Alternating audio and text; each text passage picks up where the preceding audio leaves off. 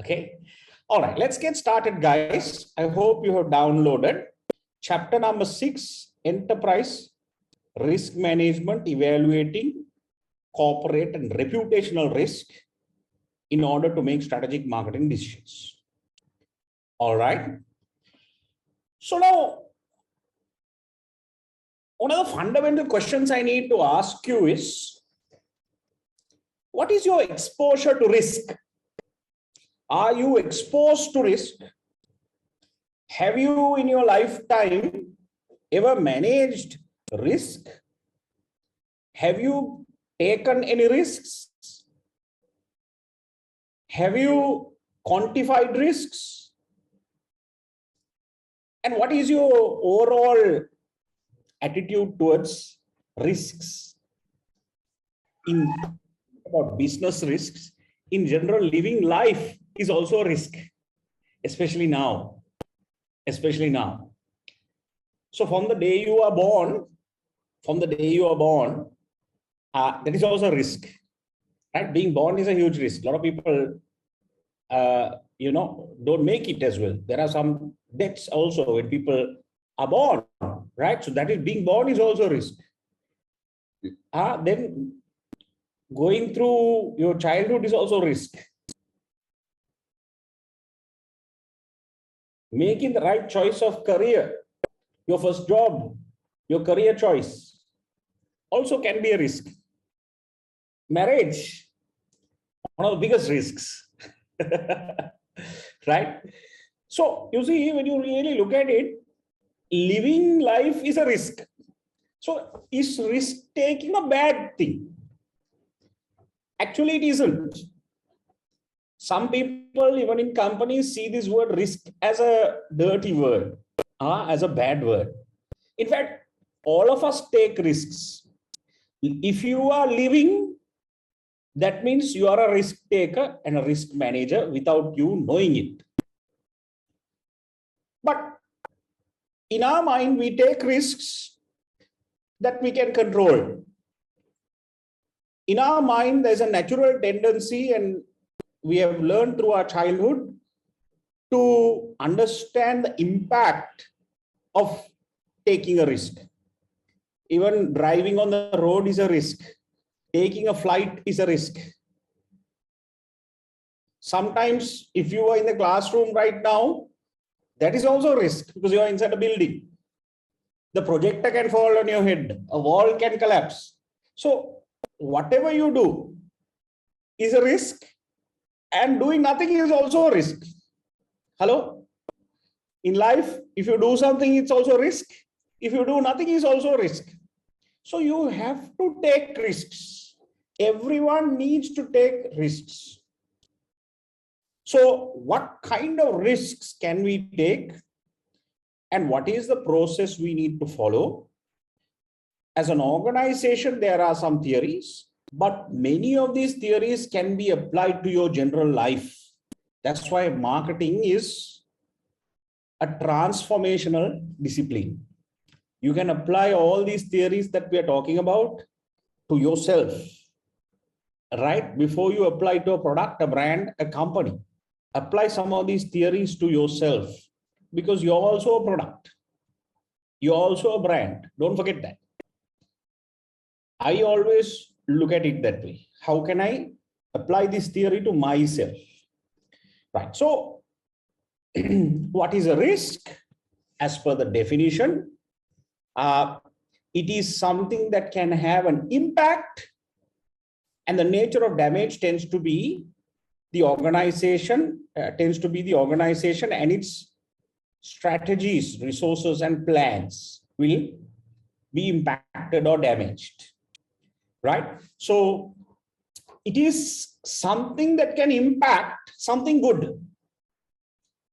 Right? It is a bad thing which will come about and impact something good in the organization. Maybe your resources, maybe your plans, maybe your strategies. You're doing well, all of a sudden something comes and impacts. Right? You never predicted it. You never forecasted it. You never planned for it. That is why it is a risk. That is why it's a risk. sometimes we can't anticipate all risks. We cannot anticipate all risks. Look at what we are going through as a country right now, leaving the politics aside.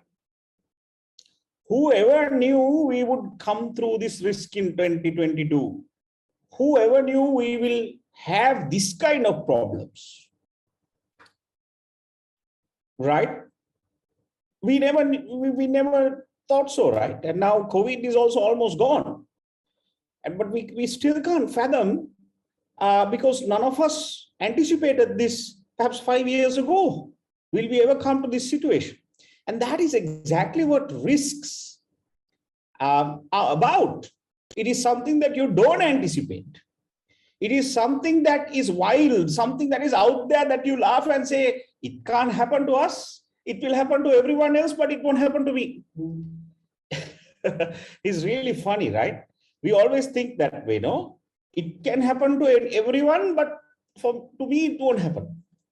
I used to always think about like that when it comes to my cholesterol levels. You know, in my 20s, I used to always think, it will happen. My father might get, I won't get it. Right? Why? Because I used to run 10 kilometers a day. So you're not bothered. No, I'm fit.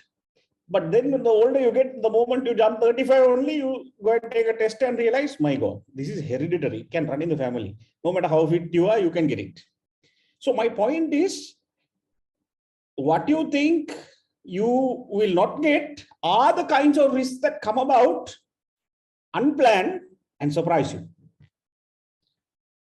And sometimes it can be devastating.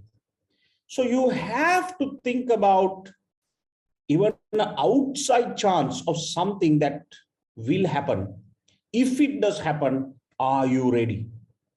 Are you ready? It won't happen, but if it does happen, are you ready? Are you ready? Right? So hazards are typically things that are in a manufacturing environment. They do harm in terms of, it can be physical harm, right? Now, in a manufacturing environment, in a construction setup, you'll have a lot of hazards, right? Physical damage, potential physical damage. So it can be machinery related, it can be equipment related, it can be pollution, it can be weather, right? So hazards are that. And our job is to eliminate hazards. Eliminate hazards. You are a natural at that the day you have a baby in your house. The day you have a baby in your house and who starts walking around, all this time crawling, so can't move about, now started walking around. So now you're starting to think, my God, what if the baby goes and knocks on the table? What if the baby goes and bites the dog and the dog will attack the baby? So you're thinking, my God, what if the door is open and baby goes out and falls into the pool? So you're naturally thinking about all the hazards, right? So what do? You go and put sellotape, you go and cover all the hazards. I have also gone through that. In fact, my mind works in such a way that if I see any risk, I'm a little paranoid, especially until children become an age where they can speak, because then they can say, right? So in an organization too, in a manufacturing environment, you must eliminate all hazards. And you need to have an eye for that. You need to say, I think there's a huge probability that this will happen. And that comes through experience. Right? And after you eliminate all the hazards, you can't eliminate 100% of the hazards, but at least the big ones you should eliminate in a manufacturing environment. Okay? Because there's compensation involved, there's insurance involved, there is reputation involved. There's a lot of problems if you just let it go. And what is risk management? It is defined as the probability of an event and its consequences. So risk is defined as a probability of something that will happen. This may happen. This may happen in the future. If so, what is the consequence? What is the impact? And risk management is a practice of using processes, methods, and tools which we are going to learn today for managing these risks. Therefore, you need to learn these tools to minimize the impact of risk. You cannot eliminate risks. Only way to do it is the day we are buried in more or less cemetery. The day you stop living life, that means that's also the day that you stop taking risks. If you're living life, that's a risk. It's a good thing. Risk taking is a good thing. I'll show you this chart for you to understand it. Now, this is a chart that talks about risk appetite. What do you mean by that? Risk appetite versus risk tolerance. So you can see in the green bar here, right? It denotes that a certain amount of risk must be taken in business. A certain amount of risk must be taken in business. So you need to define that parameter. Now, I used to be a lender, a retail banker. I used to lend. When I say lend, I used to approve and underwrite credit card limits, housing loans, personal loans, and so on and so forth. And sometimes you look at the file and you look at variables we are trained to look at, and then you use a judgment and say, let's give this loan to this guy. He will pay. Right? Of course, you put certain conditions. Get the salary in, get a guarantee in, whatever, you will have the conditions. So if they want to, they'll take it. Sometimes you price the risk and say, right, normal price is this, add another 2% more surcharge and go to this guy. That will negate any ill effects that the person has, but still let's do this business. So there is a risk appetite that everyone has and every business should have. Then you come to a point of defined tolerance. And then you come into what we call unacceptable risk. Now, the moment you go into risk tolerance, you then need to start shifting gear and moving back. But if you don't go up to the maximum point of the green, you're not making money. You're not doing business. If you're only occupying risk appetite of 3 bars and not going through all 7 bars, the challenge is to go to the 7th bar there and make sure you don't go to the red. That means you're taking risk to the max, but you're not taking risks that will impact the business. So this may depend, right? Your risk appetite will depend from business to business, product to product, and also sometimes the environment, what the environment is going through. So at a customer level, also you need to understand what are the risks. So this is an important diagram because it shows you that if you don't take risk, you're not doing business. But define the parameters of risk appetite, risk tolerance, and unacceptable risk. And this sort of diagram sums it up beautifully, right? This diagram sums it up beautifully. What does it say? It talks about risk reward. And I used to have arguments all the time in the boardroom when I used to be a banker, okay? Because I'm a business guy. At the same time, I used to be an underwriter. So you have to be positive and conservative at the same time. So it's a little difficult, right? If you're a business guy, you're always pushing for business. But then when you become an underwriter, you're saying, be careful, be careful. So I used to wear both hats at some point, and it's a little difficult. It's a little difficult, right? So what does it mean? It means you need to give, but be careful at the same time. It means you need to do business and be careful at the same time, right? So sometimes when you go to the boardroom, board members will say business is down. Why haven't we met budget? Then you are compelled to sometimes come and sit in your seat and take more risk. Take more risk. But you have to be careful, because it might also, if you take the wrong kind of risk, it might go bad, right? So it's a bit of a chicken and egg situation. That's where managing risk is a specialized skill. And if you look at this, one of the key questions that managers grapple with is, what is a risk reward? What is a risk reward? So usually when you start up a business, if you can see the level of risk versus the level of reward.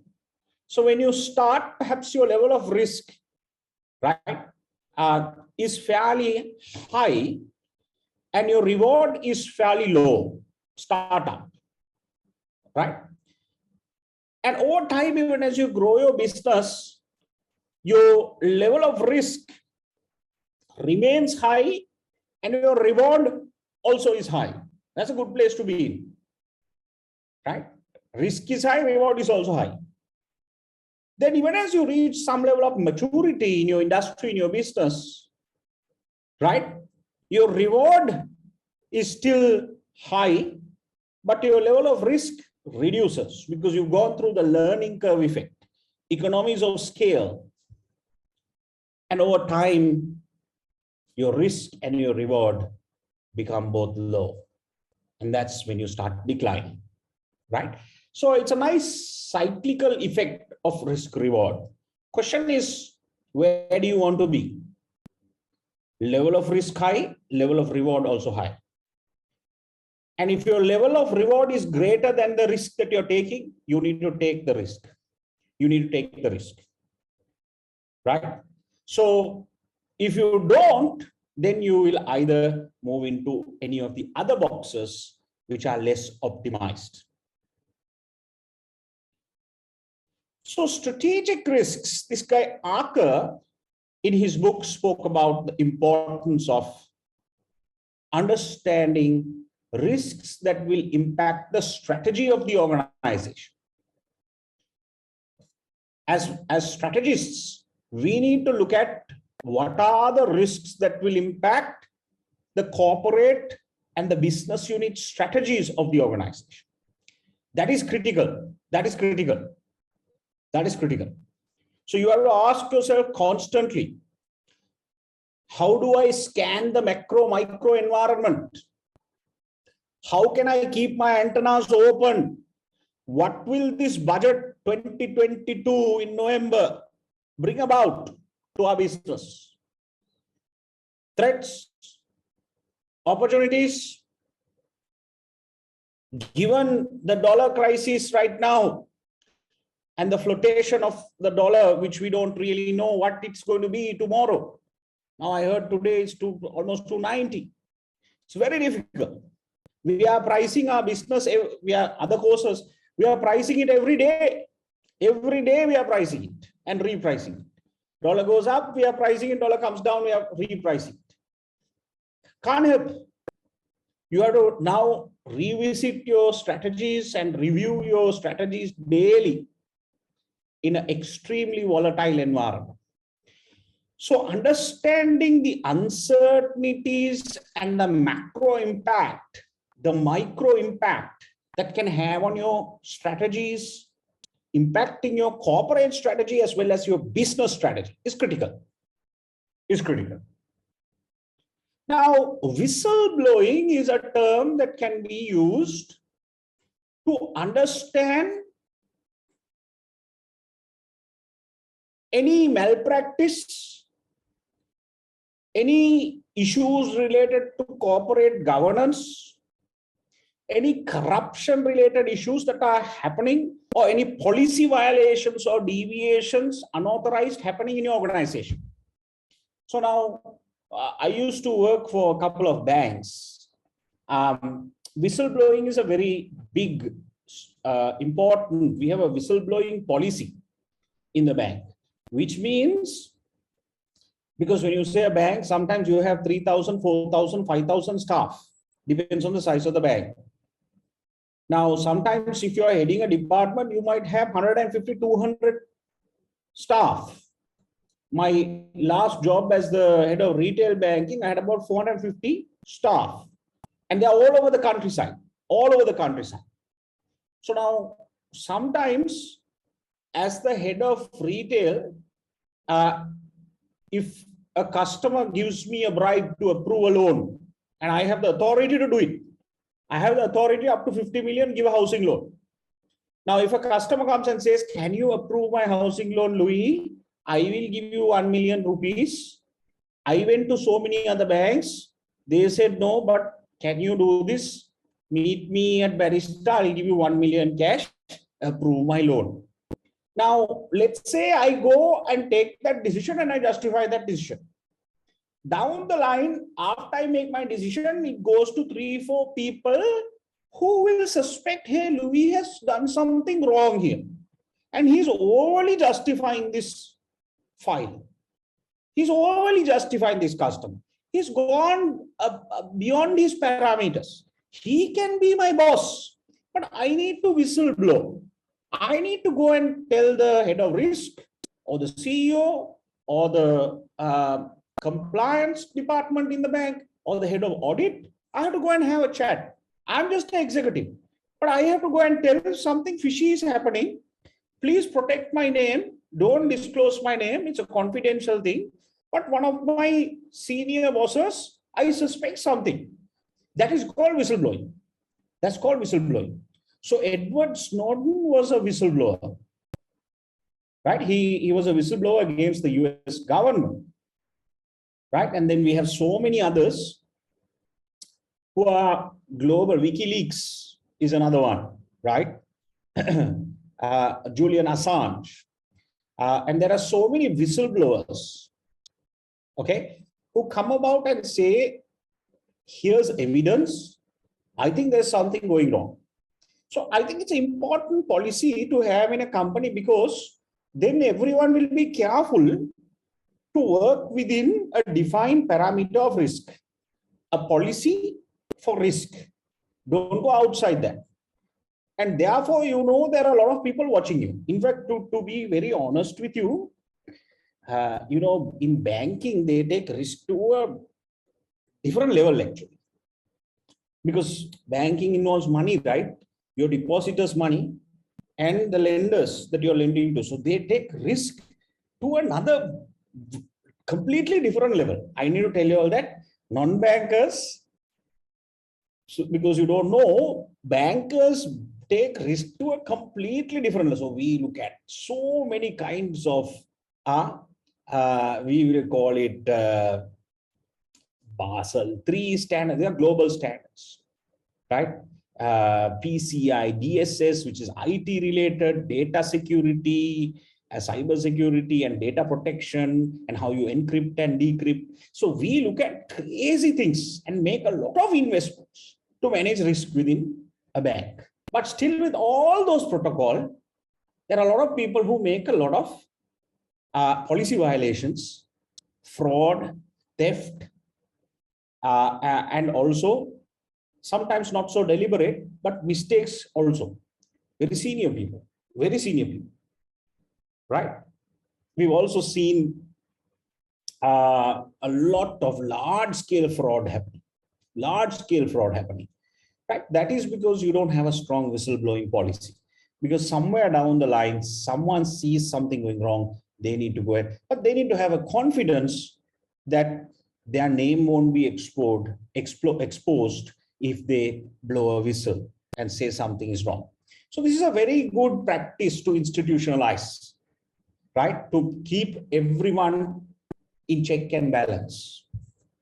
So Arka spoke about 3 types of risks in high growth markets: competitive risk, overcrowding.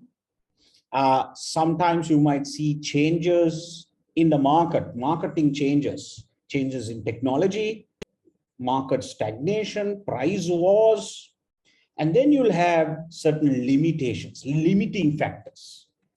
Limiting factors, we call them as constraints, resource constraints.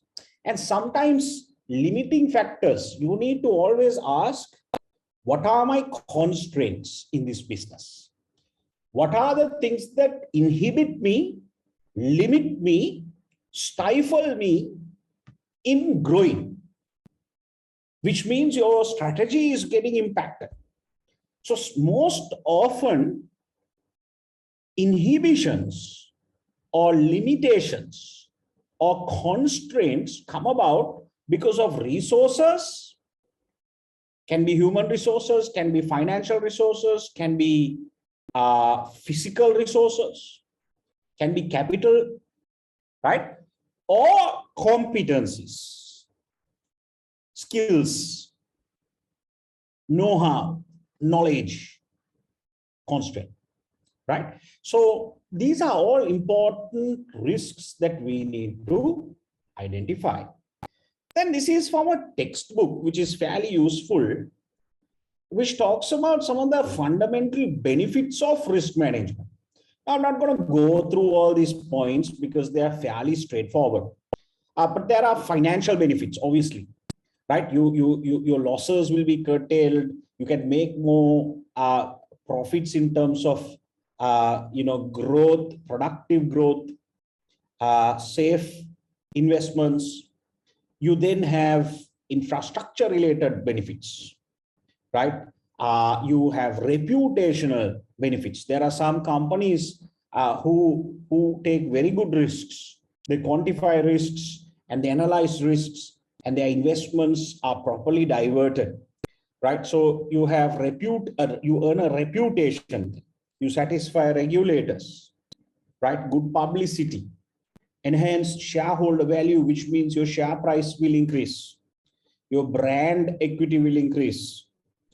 And there are some benefits in the marketplace in terms of taking good risks, starting from your market share. You will attract the right kind of suppliers and distributors. So there are other commercial benefits as well in managing enterprise risk management, right? All right. Okay. If you do have any questions, please pop it in the chat so that everyone can see it, and I'll be glad to look at them at some point. So far, how are we? Are we good with risk management? Right?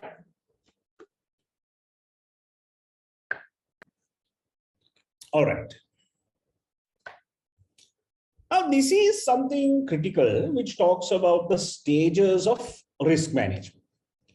So broadly, there are 4 stages. First stage is to identify risk. Let's say tomorrow by mistake, you have been appointed head of risk for a large company. Okay, big mistake. But let's say someone has given you the job. What are you going to sit and do Monday morning? First step is to understand and devise a method to identify risks and hazards. What are the sources? You'll have internal and external sources. And what are the approaches to identify risks? Now, let's say you spent the entire month and you have come up with an exhaustive list of risks. Now you need to, if you like, categorize, analyze, assess, and evaluate risks.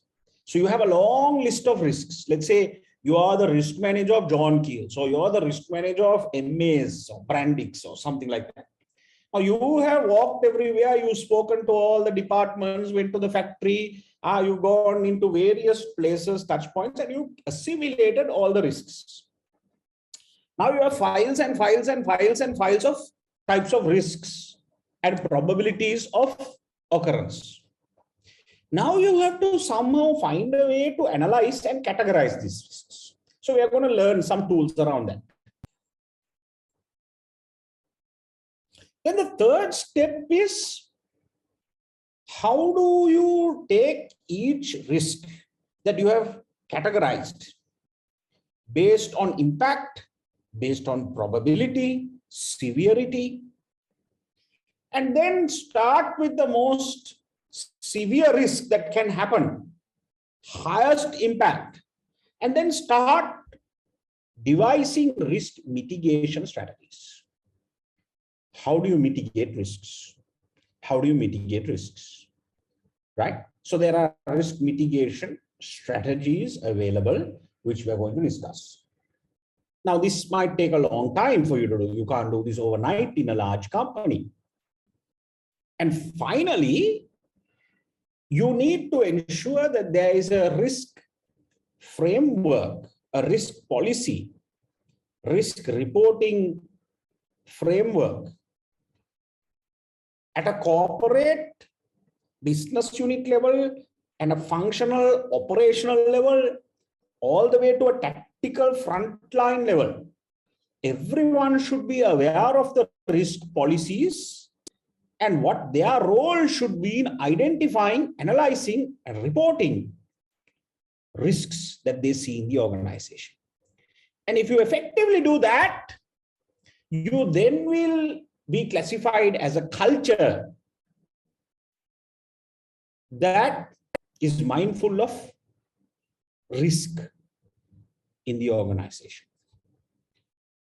If you do have a CEO who's risk averse, who does not like to take risk. In fact, I have worked for some CEOs like that. I have worked for some CEOs who actually don't like to take risk, don't like to take decisions. In fact, will prolong it so much that someone else takes the decision. I mean, they don't last too long. They don't last too long, right? Because especially with business guys, they don't last too long because there's a lot of pressure. But I've worked with CEOs who are extremely risk averse, hate taking risks. How can you run a business? And it creates a frustrated culture. So the question is, you need to address the risk, understand, classify, have a dialogue, see, is it within a policy, look at the appetite, and then have a consensus whether the risk should be taken or not taken. Otherwise, you can't do business. Okay. So these 4 areas, I have actually put them in a risk management cycle like this in my book. If you look at my book, I have a chapter on risk management, chapter number 18, figure 18.15. Please have a look at my book, where I have also given my thoughts on risk management, right? So what are the types of risk? Okay, so these are fairly straightforward stuff, so I'll go through them fairly quickly. You can have physical risks. Examples are there. Economic risks, I think we are seeing them live today in Sri Lanka. Financial risks, capital adequacy, cash flow problems, debtors not paying you, so on and so forth. Business risk, right? Something that will impact your business strategies. Political and country risk, right? Political risks. If you have a hung parliament, if you have, volatility, political instability, that's a huge problem. This is why we are not getting investors today to Sri Lanka. Because although government has 2/3 majority, looks like they can be toppled very soon. So if there's a regime change, the philosophy changes. I mean, if you look at the last 3 governments, they lost whilst having 2/3 majority. Now see what is happening in Pakistan. Pakistan was a hung parliament. When you say a hung parliament, what it means is coalitions form governments. And as a result, now Imran Khan was a good leader. We all thought so. But this month, there is a no confidence motion that he might lose and he might stop being the prime minister, right? After a few years in power. In fact, in Pakistan, not a single prime minister in the history of Pakistan has finished an entire term. So we are better. We are a little good. They have always been overthrown without finishing one term. Never in the history of Pakistan has a prime minister finished one term without being overthrown. Can you imagine the uncertainty? Can you imagine the volatility? Will you ever go and invest in Pakistan? Now think about Sri Lanka. Will people come and invest here? At least they don't have 2/3, but here we have 2/3 and we still end up losing. And then the regime changes, the philosophy changes. People stop what other guys did and start new things. So country risk, political risk, economic risk, exchange risk. I don't need to tell you that at the moment. You're a victim of that. If you held back to pay your GBP for your assessments and your membership, God bless you, you lost about 28%, right? We are all losing, not only you. I have lost about, so many millions now with that. And forget about me, imagine big companies. I know of companies that have lost billions overnight because of this, right? On settling their TTs and LCs, they've lost billions, right? So sometimes you can see the devastating effects, and you think those companies are going to keep quiet. They're going to pass it down to the customer. They're going to pass it down to the customer. And if it gets passed down to the customer, obviously inflation rises. And these are huge problems, right?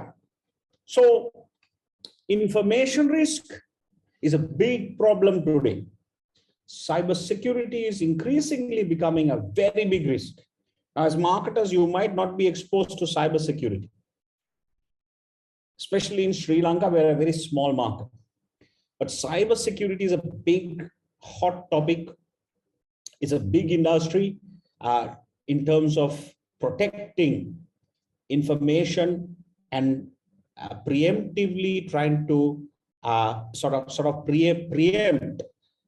Involves a little bit of IT as well, information risk, as well as cyber risk.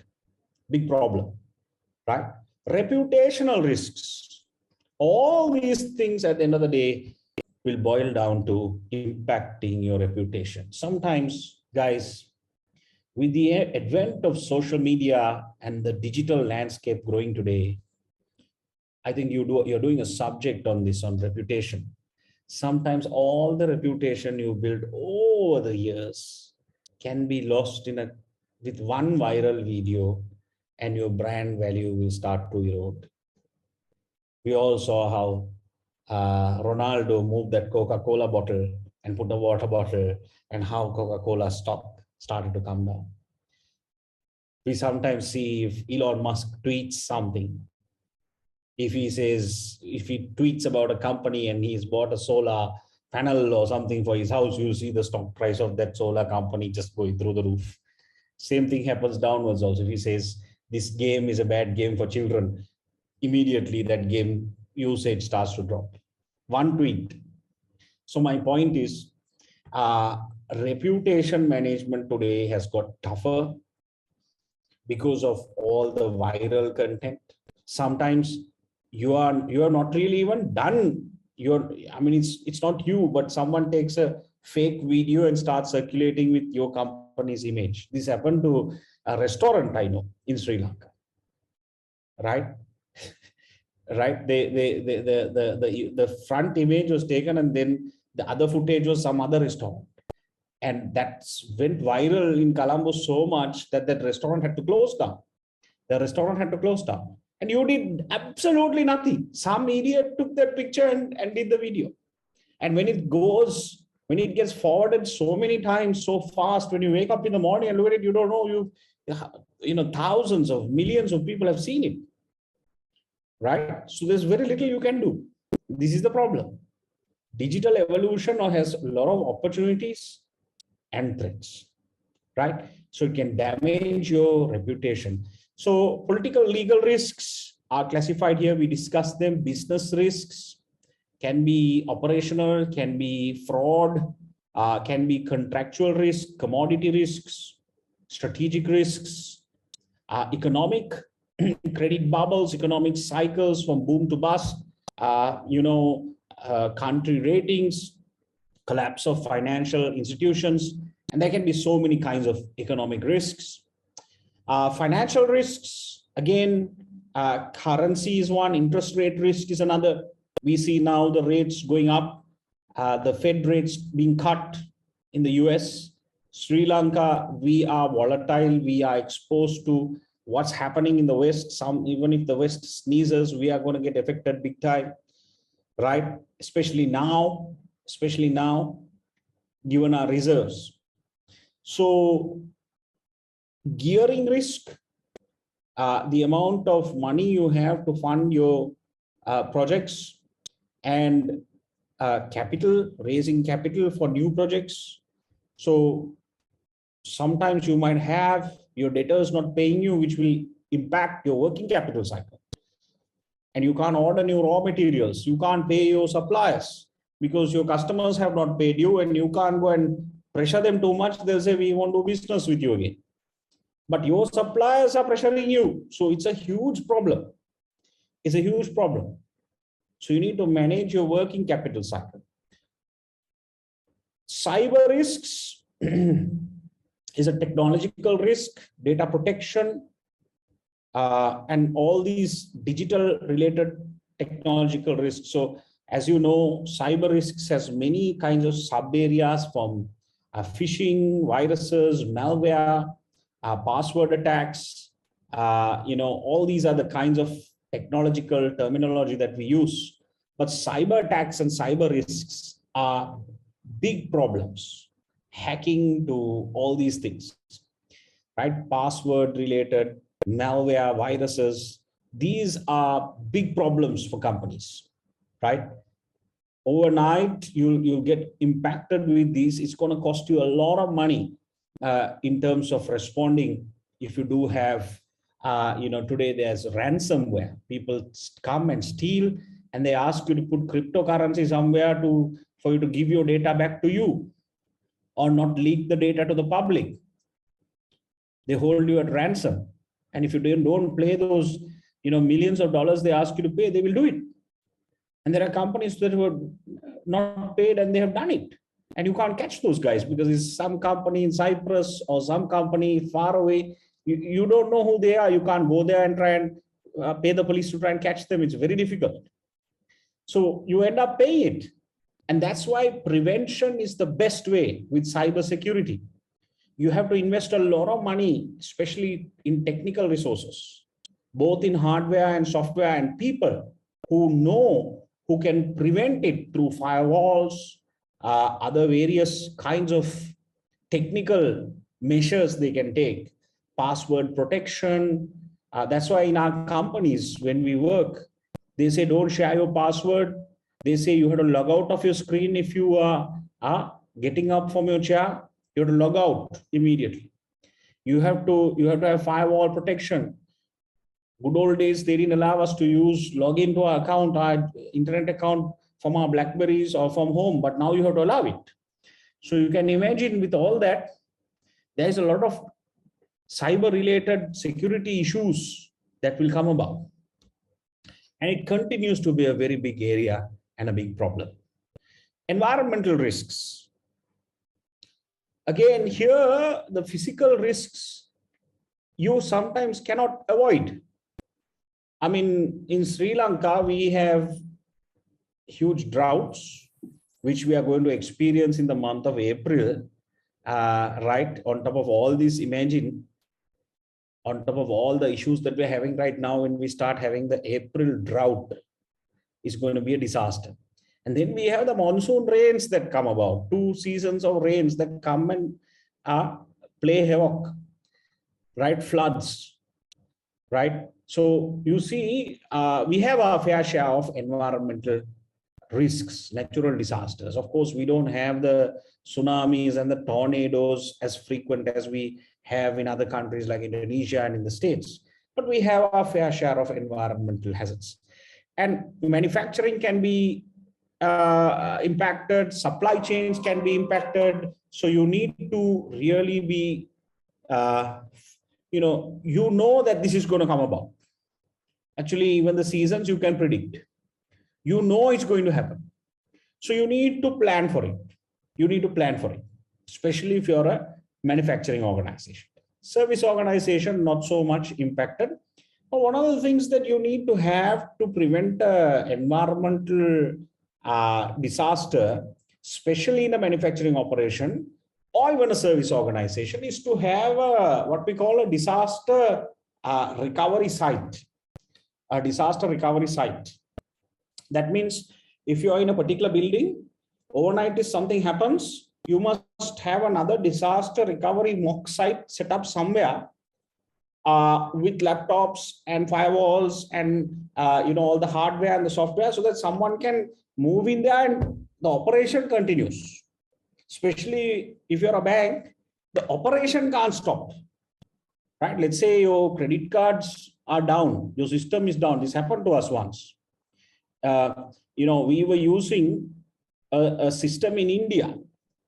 We were outsourcing a system from Chennai, right? And we had about 100,000 credit card customers. And I'll tell you, Chennai went under floods. Chennai was just flooded, and our systems were impacted. And it was a huge problem. Sri Lanka is not raining perfect weather. Chennai is terrible. So now 100,000 customers are going to fuel sheds, pumping petrol, giving the card. Card is not going through. And they're calling our call center. They are blasting our staff. Imagine 100,000 customers. You go and shop at a Keels or a Cargill's and you come 35,000 basket, keep it there and you pull out your card to pay. Not going through. Now what do you do? What do you do? So the only thing is you call someone in the bank and blast the hell out of them and say, what's going on? I'm trying to pay for this. I have to take this stuff. I've spent 1 hour shopping, so you have to sit and answer all those calls. So finally we had to fly into Chennai in the next flight. We had to fly in there and we had to go there. And when we went there, we also had to get into the water, somehow convince those guys to get there. Actually, they had a disaster recovery site also in Chennai. So this is a problem, right? This is a huge problem. Their disaster recovery site was also a few buildings away in Chennai. So can you imagine? I mean, it's something that we also missed. When we evaluated them as a vendor, we should have made sure their DR site is somewhere else, not in the same place. So it was a fault that we also, so we had to fly in there, put a lot of pressure. 3 days. The system was down. Imagine 100,000 customers can't. So we had to SMS all the customers and say, sorry, we're having a big problem. Don't swipe the card. Don't shop with our card. Reputational damage, imagine. Business damage. And we ended up having to sue that Indian company.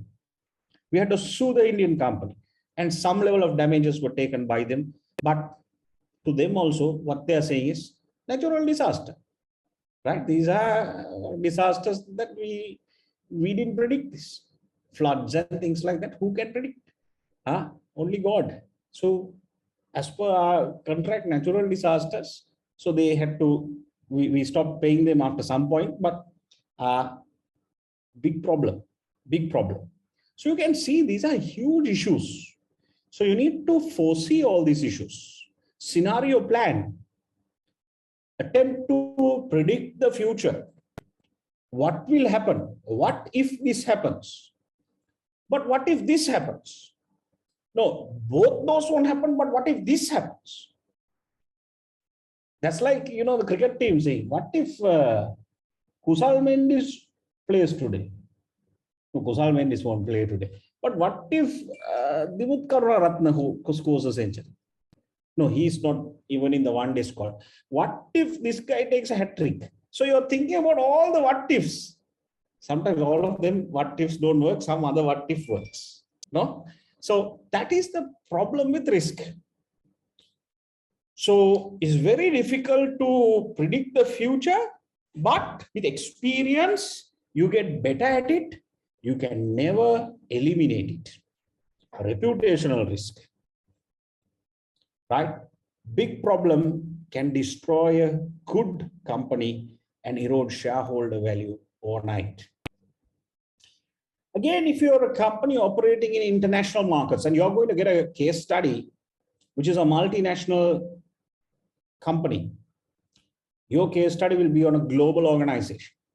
So you need to be aware of the kind of risks that you'll have exposure to internationally. Sometimes you might have a cultural risk, right? a cultural risk.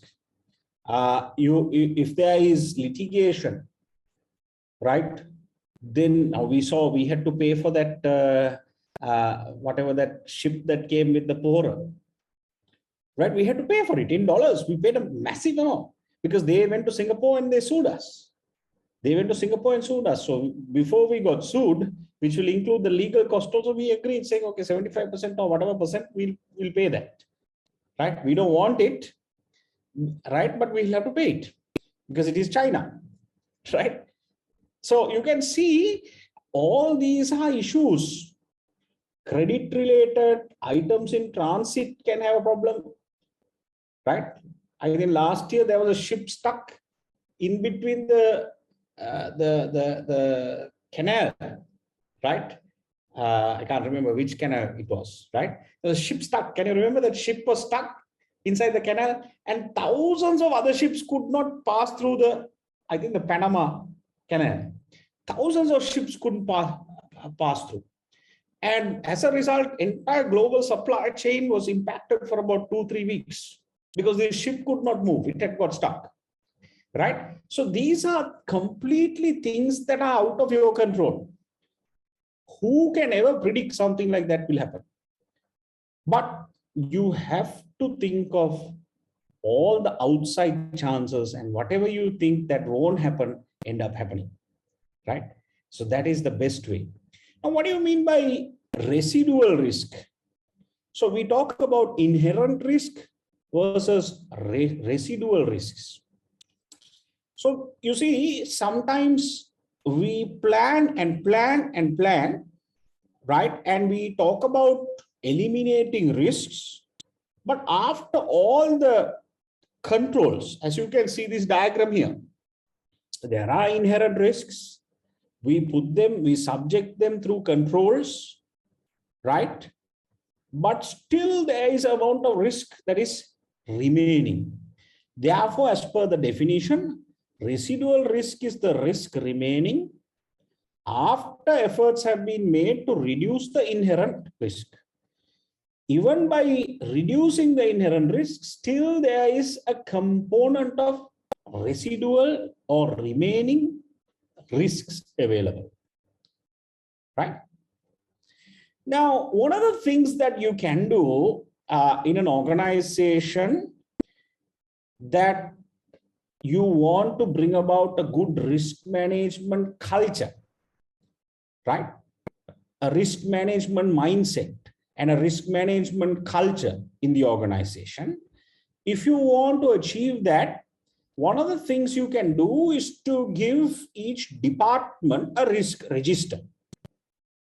If you give each department a risk register and tell each department head, you are responsible to report any risks and mark these risks, rate the consequence and likelihood, high, medium, low, or 1 to 10, adequacy of controls, and you can prioritize the risk.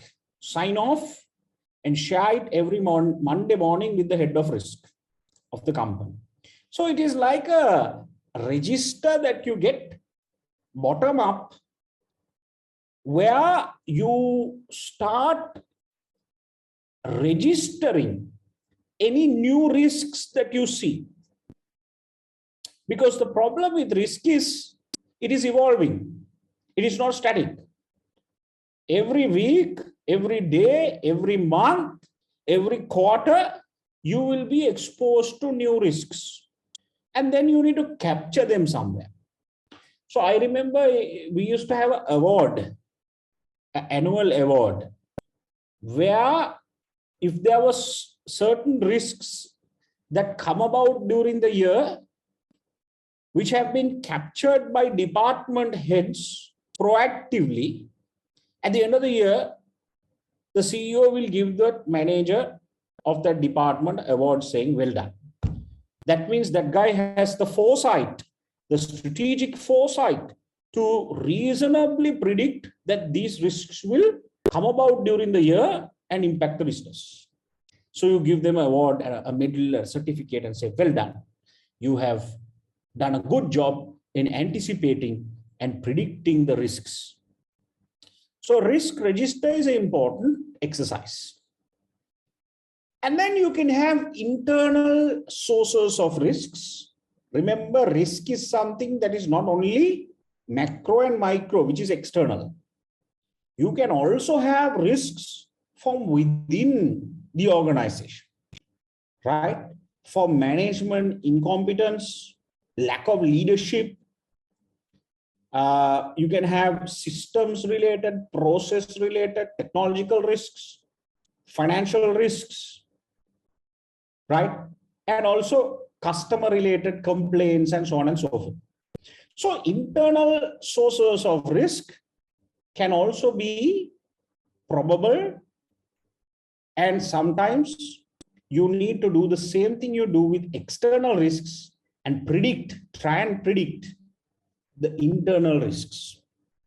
So how do you do this? What are the approaches to identifying risks? This is some theory. So 4 broad methods to identify risk. How do you identify risk?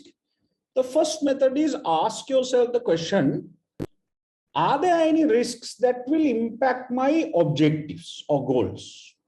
I have budgets, I have annual objectives, I have annual goals. That's called objective-based risk identification. What are the risks that will hamper you from achieving your annual objectives? And then you say, here are the risks.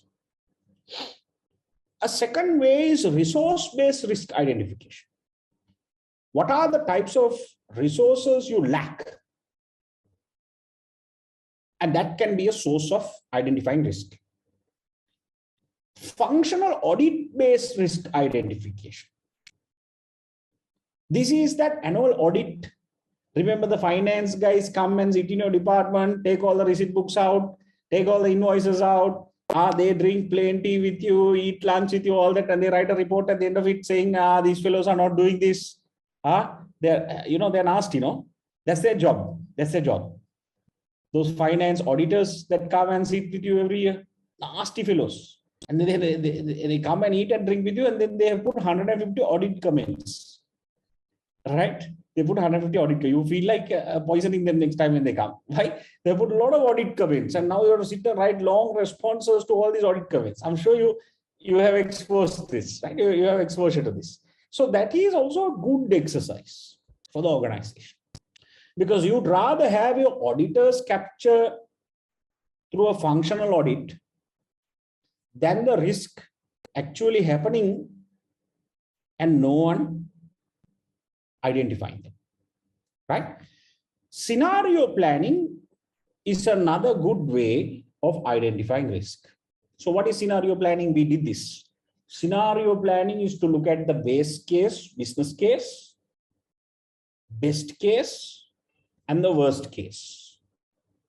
Or the base case, business case, 10% plus optimistic case, 10% minus pessimistic case. And then you understand the various scenarios surrounding that. So we did scenario planning in the first chapter, right?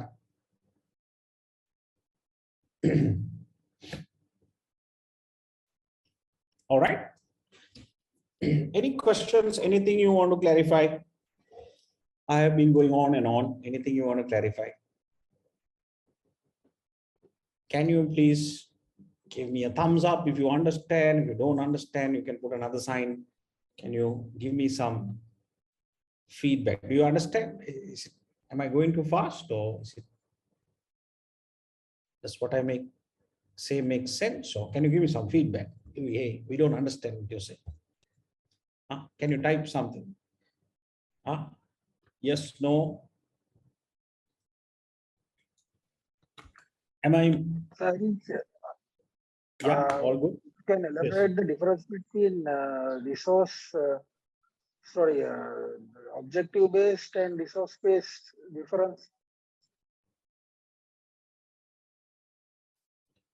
Yeah. So what it's trying to say is objective is anything that will impact your objectives. Now, in your marketing plan, your objectives, I want to achieve so much of quantity, so much of market share. Those are your two objectives. Now, what prevents me from achieving that? Right? Those are objectives. Resource-based means resource-based identification is, again, lack of resources. What are the resources that you need? So not specific to the objectives, right? But any resources, is there a constraint of resources for you to day-to-day run your business? Can be to achieve plans also, but in general, do you have a lack of resources? So what are the resources? Financial resources, physical resources, human resources, right? Can be intangible resources. So are there any resource limitations? Again, that will impact your overall plans, or maybe a process, or even your objective. So there can be overlaps between these areas. And don't worry about that, right? Because in business, everything does not work in a straight line, especially with theory. There can be overlaps in between all these areas. Doesn't matter. Okay, clear? Any questions? Any other questions?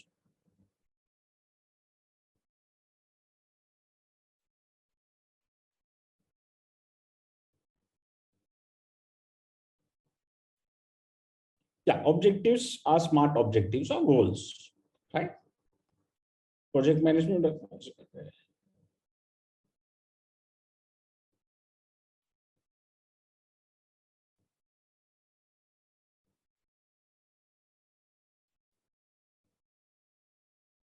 No, so in marketing, to answer your question, Suresh, we look at risk as the upside of risk, the risk reward. So sometimes, I mean, not only marketing, general business, you need to look at the risk and the reward, right? When it comes to risk, actually it cuts across marketing to project management to finance. Risk is risk. Risk is business. So you can't say marketing risks separately, IT risks separately. All the risks are business risks. So even in project management, risks are the same risks that you have in marketing. So all are coming under business risk. But if you look at the marketing department, it might have specific risks that the marketing guy can influence and control, like brand related, customer service related, so on and so forth. Okay, but overall, that's why I started by saying risk management is a day-to-day thing. Even you and I are risk managers. Even you and I, but we don't sit and put risks in an Excel sheet and prepare a spider diagram and a risk radar, and we don't do that. But in certain industries, imagine the kind of risk-related analysis NASA must be doing, right? Scientists. Imagine the risks that they looked at, the kind of stuff they looked at, samples, so many kinds of scientific evidence they looked at when they were coming up with vaccines, right? Banking takes risk into, my God, you actually get tired at the end of the day after a risk meeting, because there's such a lot of regulation and data analysis on risk. Right, so much of number crunching on Excel, from probability analysis, sensitivity analysis, WASIS analysis. So in banking, you have to predict today a customer going bad in the next 1 year. I have to try and predict now. How do I predict that? I have to look at variables based on his repayment, based on where he is working, based on every single customer. And that's why we call what we call forecasting. I'm not going to use banking terminology on you, but you have to try and every single customer you have to categorize and move him around, see whether he will get delinquent in the future. We call them non-performing loans. So how do you do that? Every single customer. It's really tough, but you're supposed to do it. Okay. There are different global standards that govern banking industry today, and it's getting really tough. IFRS, right, is a new standard. Basel III is another standard, and banks need to implement them. Banks need to implement them.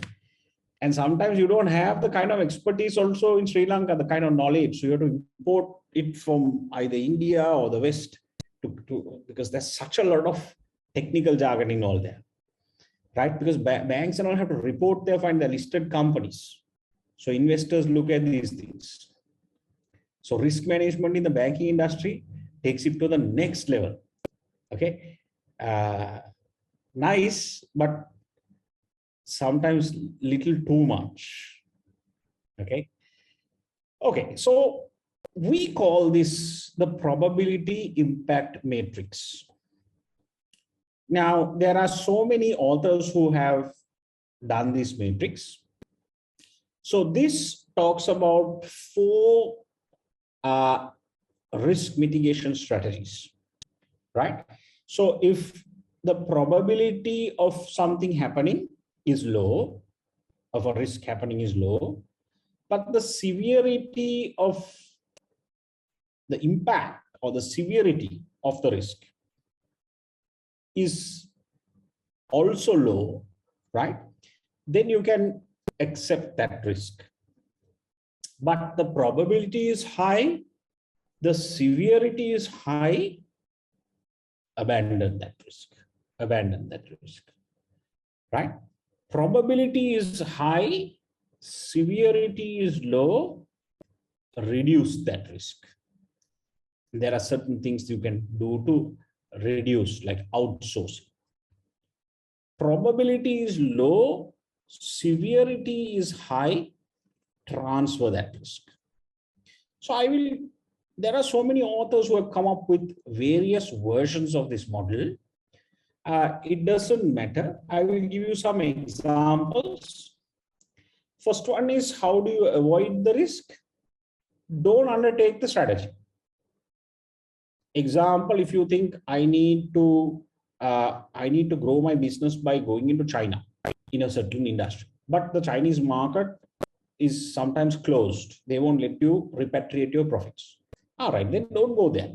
Go into another market that lets you repatriate your profits, right? So by not undertaking the strategy, of course, you lose amount of business, but you also lose the upside, which is the reward, and then you don't undertake that risk as well. That's why risk reward is very, very important. Reducing the risk. So reducing the risk is coming up with steps, precautions, like health and safety requirements in a manufacturing environment. What can you proactively do to reduce the risk? Accept the risk. You say, okay, let's live with this risk, but let's get an insurance company to insure the risk. That's why we get travel insurance. We get travel insurance, right? Because our baggage can be lost. We can go overseas and get COVID, you need to quarantine.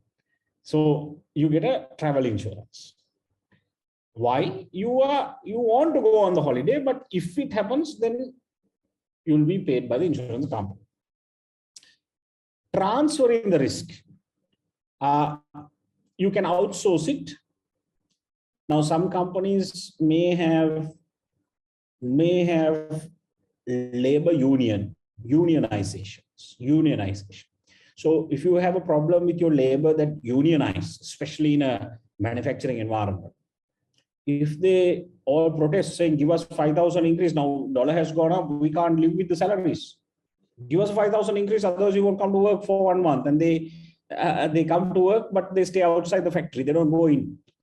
Unions are a very big problem, especially in countries like ours. Can be politicized as well. So what do companies do? They transfer their risk. Sometimes they can hire a company and say, transfer and get all these guys under your payroll. So when you hire new people, you hire all new people Under another company, outsourced company's payroll. So then if you want to fire them, they are not an employee of your organization, but you pay a salary to the payroll company who pays their salary. So they can't then they can't unionize. So you have some level of permanent staff, and majority of the staff you outsource. When you outsource, then you can fire them anytime. All you need to do is just write an email to the outsourcing company saying, thank you very much, for this month onwards, we don't need this person's service. So you go contract based, right? But today there is law also, you can't outsource 100% of your staff. You can't do that. So but companies figure out a way to outsource, through outsourcing, how to transfer the risk to other parties. Maybe even suppliers, right? Risk mitigation strategies. How do you mitigate risk? You can brainstorm scenario plan, which we call contingency planning, or what ifs. Contingency plans or what ifs. You can keep a record. That's very important. Having 4 or 5 years of records of all the risk registers. You have to measure your risk, quantify and monitor the risk. And like I told you before, audit and inspect. Spot audits, right, are very, very important. Now, this is something that I want to spend some time on. This is actually called a risk management framework. So this is actually from a bank in Sri Lanka, HNB's risk management framework, maybe not the current one, but I got this from one of their old annual reports. They actually talk about, so this is their risk management framework. Usually if you take a large company, Haley's, Hemas, John Keel's, Ceylon Tobacco, Unilever, all the banks, in the annual report, there is one area called risk. How do you, what is your risk management framework? And there are investors who look at this. Before they invest in the company, they will see whether there is a proper risk management framework, because you are buying shares, sometimes investing billions. And I don't want to lose the money. So what is the risk management framework in the organization? So in this example, you can see there is the first line of defense, second line of defense, third line of defense. So if there is a risk, usually the first line of defense should catch it. They are the frontliners, business line, operations. So they need to look at real-time focus. And usually these guys who run the business, so they also miss the risk, right? And usually the finance department becomes the champion of this. Let's say they miss this risk. Then second line of defense is a risk management unit. You have a separate department inside HNB whose full-time job it is to forecast and see risks. And that the responsibility is the Assistant General Manager, Risk and Compliance. He's the head of that. So his job is anything these guys miss, catch it. So the Chief Financial Officer does the annual audit, goes into all the departments.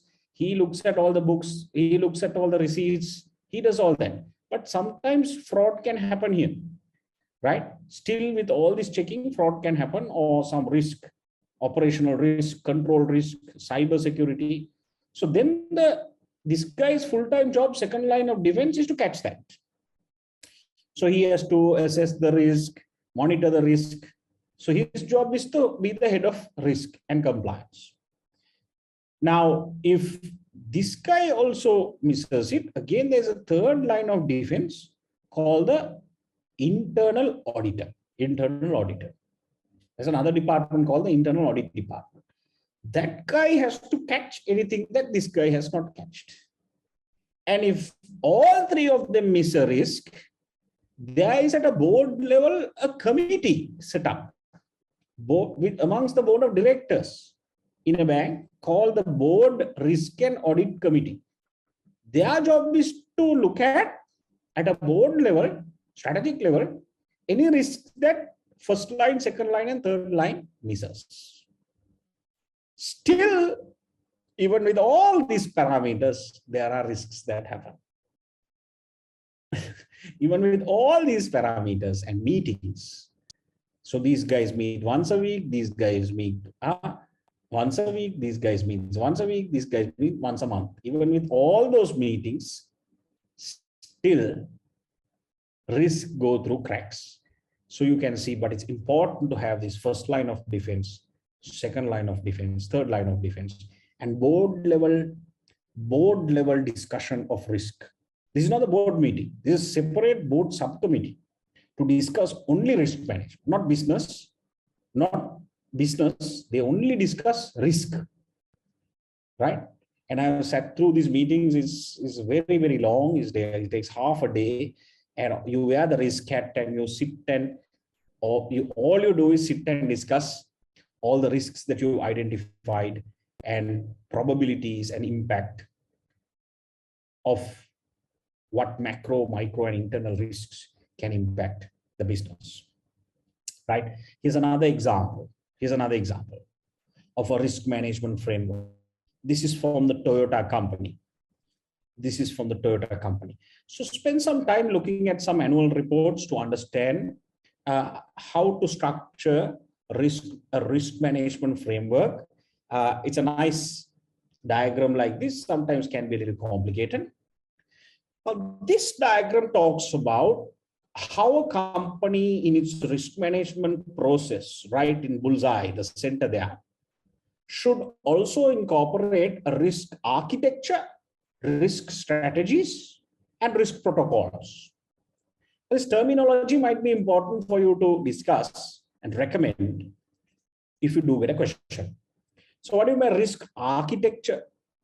Risk architecture defines the roles, responsibilities, and communication, horizontal and vertical communication in the organization with regards to risk reporting.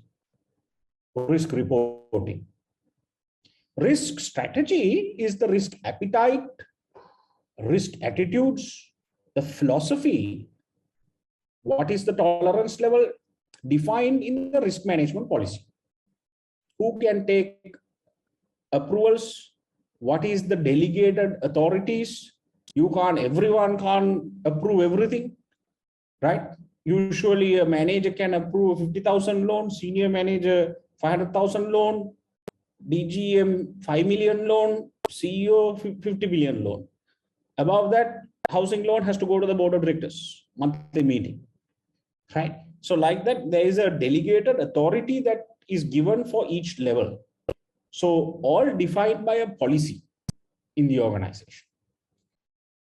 Then risk protocols are defined as the risk guidelines for the organization and includes the rules and procedures, risk management methodologies, tools and techniques that will be adopted by the organization.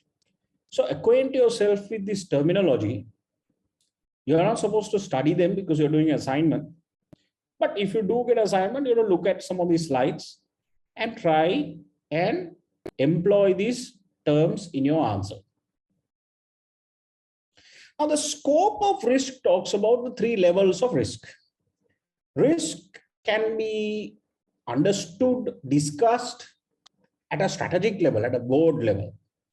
And there can be many types of risk, including mergers and acquisitions, large shifts in consumer behavior, competitive issues, changes in the industry, inflection points, disruptions in the industry that can disrupt your entire supply chain, your business. Those are strategic risks. Then you'll have operational risks at a business unit level, systems issues, processes, people, management, technology, IT, right? All those are business unit level or operational, functional risks. You then have tactical risks. Tactical risks are lower order risks, right? Individual related, department related, task related, team related, workspace, untidy office, ventilation, all those, canteen not proper, right? all those things can also have repercussions, and those are tactical risks, right? And then we talk about controllable risks and uncontrollable risks. There are some risks that risk managers can plan and control and influence. And then you have what we call completely uncontrollable risks like natural disasters, right? Theft and kidnapping and sabotage, all these things are uncontrollable risks. You cannot control them. You can comply and you can do a lot of damage control after it happens. But controllable risks you can preempt, you can proactively predict and try and avoid, right? Now, this is also pretty critical, some level of theory for you to understand what are the standards available for you to monitor and benchmark risks. So risk management standards, there is ISO standard 31,000, okay? Institute of Risk Management, please try and Google them, go into that. That talks about global practices, best practices of risk. Then the COSO ERM, the committee sponsoring organizations of the Treadway Committee, right? Of course, these have been updated subsequently, but you have the COSO ERM framework, right? It is like the UN Sustainability Development Goals, right? That every company uses as a benchmark for sustainability in the organization. Similarly, the COSO ERM framework is a very popular framework. And of course, you have the COCO framework, criteria of control. So these are some of the standards that you can benchmark your companies, especially ISO. We have the SLS also in Sri Lanka, right? Also is a standards framework. But SLS, a lot of products have SLS without standards, no, in Sri Lanka. So what does this do overall? From a strategic perspective, risks, if you don't mitigate them, control them, create a culture that is aware and receptive to risk thinking, you then start to have what we call strategic drift, which we discussed. Your strategy starts to wear out and you drift away strategically. We call that strategic drift, where you move into what we call a period of flux. We discussed this. The blame game starts. And then you move away from what you're doing well, right? I mean, I put this picture to show you what Sri Lankan Airlines used to be many years ago and where it has drifted today, right? I don't mean any disrespect, but I'm trying to tell you that you strategically drifted, right? Strategically drifted. And I'm not trying to blame anyone, but as an organization, any company can drift away strategically. Strategy wear out or strategic wear out happens when you are not your change management program does not meet the environment's changes. And there is a gap that opens up between the environment and the company's change program. We call that gap strategic drift. And there's a nice diagram that we discussed in the 4th chapter, right? So if there is a company that you start seeing strategic drift, right? I mean, if you look at us, technically right now, we have drifted away strategically as a country, strategically drifting away, right? If you use terminologies, leave the politics aside, we are drifting away strategically. We are drifting away from the reality of the changing environment. We are not keeping up to pace. Why is that happening? And how do you overcome that? Theory tells us strategic drift happens when you're not practicing the emergent approach. You are using more of the planned approach. Harine, your vision is very strong. Vision is there, no? Vision is very, very strong. But that is the planned approach. Planned approach is very, very strong. You have a plan, you have a vision, right? You're articulating a beautiful vision, all lovely words, but execution disaster. Execution disaster. You're not on top of your execution. And execution is the emergent approach to strategy. Execution wins the battle today in a volatile, uncertain environment. If the environment is stable, you can then let your vision run. Your vision runs. Environment is stable. But in a unstable, uncertain, volatile, you have to be on top of your execution. And if you remember right, when we discussed the plan versus emergent strategies argued by Henry Mintz talks about how a pattern of behavior emerges through execution, through implementation, strong execution. And a strategy is formed as opposed to formulated. So a company, when you realize you're drifting away strategically, forget about a company, even yourself. I told you, a lot of things in marketing and management you can apply to yourself. If you feel that you are drifting away strategically, you feel it, no? You feel it. Some of us leave the company also. If it's a company, thank you very much. Company is going down, we are leaving, bye. Same thing people are doing right now, no? Sri Lanka is going down. Today also someone, one of my old girlfriends sent me a message. Hey, bye. Thank you very much. Australia, going. Today is the last day. Thank you very much. Goodbye. Thank you for the memories. So I said, okay, goodbye. All the best. You understand? People just jump the ship. They go. And that's a natural tendency. Don't stay in a sinking ship. Go. But what do you do strategically? One of the things that you can do, which theory tells us, be on top of execution. Throw the plan out of the window. Throw the plan out of the window. Throw the vision out of the window. It's misguiding you. Be on top of execution. Execution excellence. Strategy is execution now. And how can you reassess what you're good at? That's what it says here.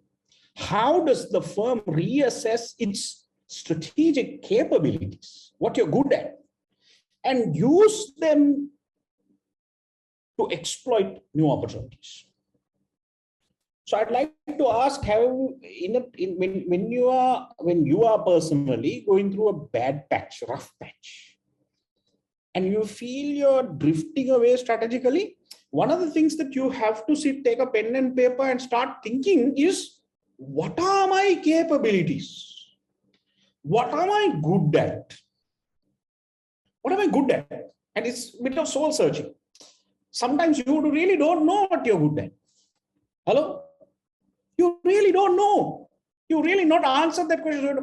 50 ml Bacardi, quiet place. Hey, let me go way back in time. Sometimes I do that, Let me go to my childhood. Let me think about some things that I really used to enjoy doing, which I have forgotten now. So what are you doing? You're reassessing your capabilities. You're reassessing your fond memories, what you're good at, what moved you forward, what ticked you.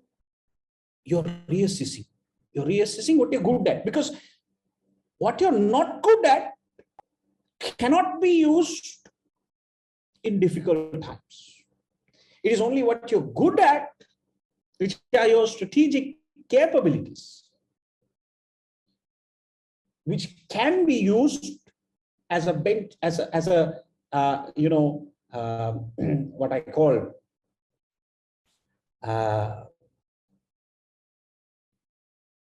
springboard. As a springboard, what we have in diving, a springboard, it can be used as a springboard to jump to the next level. is only what you're good at. If at that point you're saying, no, let me try and learn something, it's too late because you're drifting. Every minute you're drifting. So if someone asks me, Lewie, you're sinking, Sri Lanka is sinking, and if I'm running tourism in this country, I'll fill golf place. I'll make golf place 1 kilometer beach, you know what, fill it up. Let foreigners come and bathe there. Let it be a reason. Fill 5 beaches in Sri Lanka. Well, the will always fill Nigambo, fill it up so that people can come and swim there. Those are things that you, with a reasonable small investment, you can quickly do. Of course, your environmental groups will be up in arms. JVP will be up in arms. But you have to do something. Get I Love Colombo 10 boards, big boards. We don't even have one to take a selfie. And we are running tourism in this country. Actually, it's depressing. Let me not talk about these things, right? It's really depressing. I'll go off track. Let me not talk about those. Right. So my point is, reassess your capabilities. What you're really good at. What are your resources? What are your competence? And then build on those. Which is something we are not doing. So our organizations to get drifted away. If you think of many companies that are running at a loss right now, drifting, even as you are watching, you're drifting. But if you're not on top of your execution, dollar moves up, you will die a little bit. Move up again, die a little bit. You have to look at daily. Now, today I'm doing a competitor review every 2 days. Some of my staff are mad with me. Say, Lewie, what we said 2 days ago, we had nothing new to say. No. Check. I'm doing a competitor review every 2 days. That's that. To me, I want to know if there's something moved in the market. I need to know. One player in the industry have increased the MBA price. I want to know. Because execution is that. Execution is not wait for 1 month and realize one of our competitors have increased the price by 200,000 and you're still charging the lowest price. No, that's not execution. That's what Sri Lanka is also doing at the moment. No? Playing catch up. Be bold. Execution, being top of execution means you're making decisions daily, big decisions. Okay, 80% right decision, 20% wrong, can't help. When you start making decisions, you make wrong decisions. But try and get 80% right. 20% wrong, can't help. Won't kill you. Right? So that is strategy. That's an emergent approach to strategy. Very critical. That's a thinking that the examiner is looking at. Sometimes the examiner might give you a company that is in trouble financially, losing market share, getting disrupted. Nintendo was one such company. Getting hammered from Sony, getting hammered from Microsoft, which is a huge company. Nintendo is suffering. And if you try and tell Nintendo, look, you're doing a good job, examiner will say mediocre answer. Nintendo is really suffering with Sony and Microsoft and a lot of other players. So what do? You're drifting away. Do something fast. First of all, get rid of your CEO who has been there for 30 years and who's in his 70s, who will not understand freaking gaming. Leadership. Change the leadership. Get his son in running the company. So you have to be bold in making decisions like that and justify as to why you're saying. That is what the examiner is looking at. Right? So the probability risk matrix, I told you many authors are talking about it. So you can have classifications, high, medium, low, and strategic implications like this. This is another author's work, same matrix, probability and impact. Here you color code and use it like a heat map. The reds are catastrophic impact, frequent, likelihood, probability, and then the greens are less so. So you can classify all these risks, and then you can calculate, the numbers are there for you to calculate your total scores to see how good or bad are you overall. So when you start doing this every month, you have to reduce the number. As you can see, the severe numbers are in red, then you have the amber, then you have the green. So if you get a lower score, that means you're improving on your risk. But if your score is going up, even as you identify risks and change your risks, then you have a problem. That means you're getting more risky, right? Then you have what we call a risk radar. I have 15 minutes, don't worry, I'll finish on time. So a risk spider diagram and a risk radar. So this is a spider diagram, as you can see. Customers' perception of performance, example in change in technology on a production line. So what it says here is lowest risk in the center and highest risk. The factors are taken here. I'll show you some students' work as well later on. And then you, based on 1 to 10, you mark like a spider diagram, right? So the factors can be taken from the case study. This is called a risk radar. A risk radar, what you see like a radar in the ship, right? So here in a risk radar, again, you take the types of risks, political, micro, macro, internal risks. And then what you do is like a radar. This is the company, a 1 year horizon, time horizon. What are the risks? And the size of that risk. So you're having a huge political, legal risk, massive risk that is going to hit you in the next 6 months. Then within 2 years, you're going to have a social, cultural risk, but not as much as big as this risk. So like that, you can keep plotting different risks in time horizons and the size of the risks. So you can put different size. This is called a risk radar. It's again a very good diagram, but you have to use case material to identify and plot these risks. And constraints are another word that we can use to understand risks, but constraints are limiting factors, inhibitions. So there can be market-related constraints, financial constraints, performance-related constraints, and the list goes on. I'm not going to read one by one, they're fairly straightforward. Product-related constraints, managerial leadership, change management, competency-related constraints, and bureaucracies, particularly structure-related bureaucracies, can be a constraint, limiting factor, inhibition for growth of business. Okay. So I have put here some past paper questions on risk management. As you can see here, 15 marks. Critically evaluate 3 organization constraints, strategic risks. Limit Intercontinental Hotels Group, 15 marks. Then for 25 marks, assess organization constraints of Liverpool Football Club. These are some past case studies. For 15 marks, critically assess risks facing Walt Disney Parks and Resorts. Interesting case studies, right? 15 marks, critically evaluate 3 organization constraints and risks that may limit British Heart Foundation, which is a charity. Again, 2 more, critically evaluate potential risks facing Liverpool Football Club, 25 marks. Critically evaluate the organization constraints that limit Nestlé's ability to innovate, 25 marks. So you can see there can be 25 mark questions, 15 mark questions, sometimes 10 mark questions also available.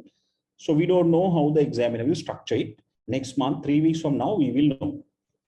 I want to take you through some A-grade students' work that they have used in the audit to analyze the risk, the 6-page audit. So what you do here is you can analyze you can read the case study and analyze the entire risk in a table like this, where you take the categories of risks And under each category, you can take the type of risk mentioned in the case study. Then you have to talk about the impact of that particular risk. So it's a little bit like your macro environment analysis. There can be overlap here. You can rate the risk and you can come up with a strategy on what you are going to do to mitigate the risk, right? Here's another example of a risk matrix by a student. Here's another example of a table that is used. I've just taken some screenshots here, but if you want to look at it clearly, you can look at the PDF in the A grade answers. You can see this as well. Every single A grade answer will have a risk analysis done in the 6-page audit. So don't worry. Usually I help you with this and I'll give you some ideas. Don't worry about it, right? I'll help you out with this, but have a look at some A grades. Here's another example, a screenshot from an A grade. This student has gone a step ahead and done a table to analyze the risk. Again, type of risk, impact of risk, rating, right? High, medium, and or low. So you then have the student who did a risk matrix and highlighted all the risks and a risk radar, as you can see down there. So probably a lot of information about risk management would have been available in the British Airways case study. This is a prize-winning student's work. Again, this is another example. So I'm just showing you a variety. There's no one best way to look at things in marketing. This is another student's work, right? Little blurry because I've taken screenshots. Otherwise, they're perfect if you read them off the A grade answers. This is another student's work. This is another student's work. If you do have any questions, please pop them in. We have a few minutes left. Here's another student who has done a table. So if you have a lot of information, you can do a table to analyze risk, do a risk matrix and a risk radar, right? All are possible depending on the case material that we will have in the case study, 50-page case study. And usually if you have a lot of information, then the chances are high for you to have a question in the assignment. So let's pass it this time. Here's another student's work. Let's pass it this time because for you to study all this and go to the exam hall, next session is going to be a challenge. But personally, I like the fact that it's moving into an exam, personally, right? Personally, I like the fact that it's moving into an exam. Now, Lewie, why are you saying they're really nasty? Well, can I tell you why? Because when we studied CIM, we had 12 subjects to finish CIM. And all 12 were exams. All 12 were exams. Now you have 9 subjects to finish CIM. Now you have 9 subjects to finish CIM and only 1 exam. That's also in first stage. So I think it's a crime to do that by moving everything into assignments. You know, there's a lot of outsourcing going on.